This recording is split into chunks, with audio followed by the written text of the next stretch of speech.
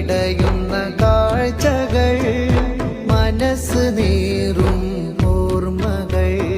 സഹന പർവം താണ്ടി മുത്തിനെ തോളിലേന്തി സുദീപവ. ഇരുളിൽ ഭീകരവാറില്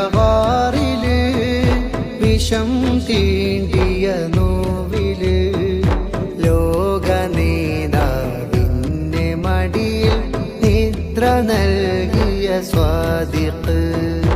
ഉരുകി ഉരുകി ഖദീജ ഉമ്മ വെളിച്ചമായി ഹബീബിന്. സ്നേഹജീവിതമെന്ന വാക്കിന് അർത്ഥമായി